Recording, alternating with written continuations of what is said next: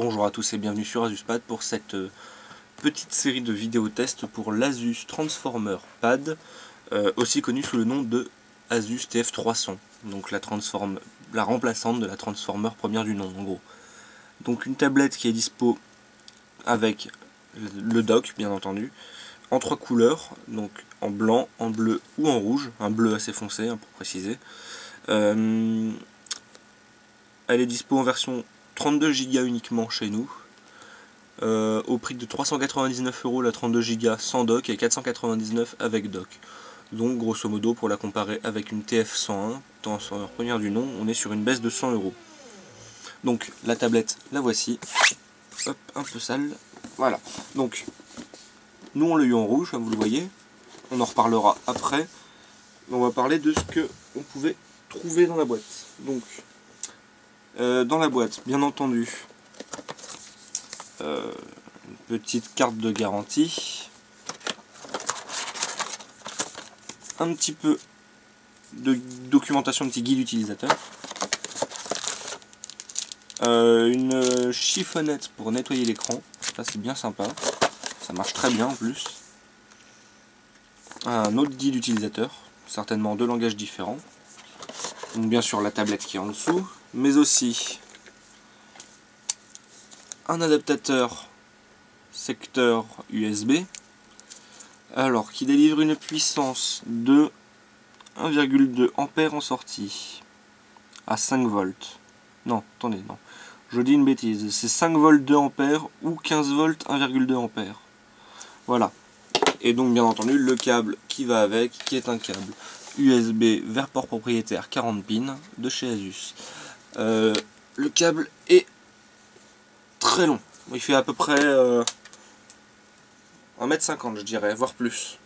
Donc très bonne longueur, très bien. C'est la même longueur de câble que l'Asus Transformer Prime, qui avait donc été corrigé suite aux plaintes de câbles trop courts pour la Transformer première du nom. Donc on va faire le tour du propriétaire avec tout d'abord la tablette que je vais enlever de son dock. Donc un écran, plein de traces de doigts, de 10,1 pouces, de résolution 1280 par 800, donc la même que la Transformer, une dalle IPS, toujours pareil que la Transformer. Donc on n'est pas comme sur la Transformer HD sur la Transformer Infinity sur du HD. Donc en façade, on note un petit appareil photo frontal ici, une webcam, la marque Asus ici, bon bref. En dessous, l'attache au dock et le port 40 pins de recharge. Sur le côté gauche, vous avez un slot micro SD pour mettre une carte micro SD bien entendu, un port micro HDMI, alors bien sûr bien du micro, pas du mini, parce que la Transformer première du nom était équipée de mini HDMI, les boutons volume. Sur la tranche supérieure, on va retrouver ici le bouton power, je sais pas s'il se voit bien, et un petit micro juste là. Hop. Tranche droite, un jack 3,5 mm, et c'est tout. Au dos de la tablette, un appareil photo de 8 mégapixels sans flash, et sur le côté gauche, le seul et unique haut-parleur, puisque la tablette dispose d'un seul haut-parleur, mais de très bonne qualité, on reviendra dessus aussi. Ça c'était pour le tour de la tablette. Maintenant le dock, donc un clavier AZERTY, assez standard, même format qu'un netbook, avec toujours les raccourcis spécifiques à Android, donc menu, recherche, home, et en haut toute une barre de raccourcis, donc retour, wifi, bluetooth, activer, désactiver le trackpad, luminosité moins, luminosité plus, luminosité auto, capture d'écran, internet, paramètres, les contrôles de lecture audio, couper le son, moins fort, plus fort, et verrouiller la tablette. On note qu'on n'a toujours pas de de boutons pour le multitâche dédié, c'est un peu dommage. Sinon, trackpad et ses boutons. Façade avant, niet. Façade gauche, le port de charge à l'arrière.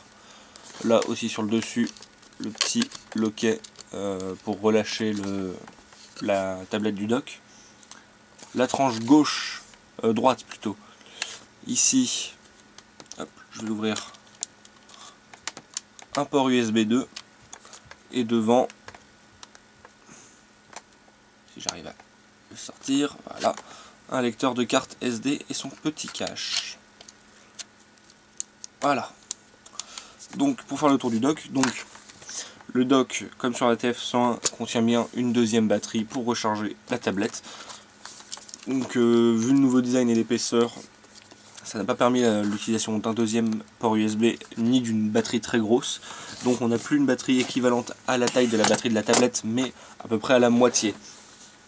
Donc on ne multiplie pas l'autonomie par 2, mais par 1,5. Donc voilà pour le tour du propriétaire et l'unboxing. On parle un peu des caractéristiques vite fait. Donc je vous ai déjà parlé de l'écran qui est le même en gros que la TF101. La tablette dispose en plus de ça de 1 Go de RAM, toujours comme la TF101. Donc je vous ai dit 16 ou 32 Go de stockage, 32 seulement en France. Et comme processeur le Tegra 3, donc Tegra 3 T30L, c'est-à-dire le même que la Nexus 7, mais c'est pas le même que la Prime ni la Infinity. Je reviendrai sur les détails un peu plus tard. Sinon, pour les caractéristiques principales, c'est voilà, elle est Wi-Fi, Bluetooth et ce genre de trucs. En 3G, elle sera disponible, mais que dans le modèle bleu, pour une centaine d'euros de plus. Voilà donc ça, le petit tour du propriétaire. Donc pour ce qui est des détails, sinon, elle est toute en plastique. Avec toujours ce dos, je sais pas si ça se voit bien à la caméra, façon avec des cercles concentriques, un peu comme sur leur gamme de netbook, d'ultrabook. Le rouge, franchement, j'aime beaucoup, c'est très très joli. C'est un peu flashy, c'est très sympa. Donc elle est assez légère, assez fine, même avec le dock. Elle est moins fine qu'une Prime, mais plus qu'une TF101. C'est un très beau produit pour une tablette milieu de gamme, on va dire. Donc voilà, on a fini ici avec le tour du propriétaire et on se retrouve tout de suite pour une seconde vidéo.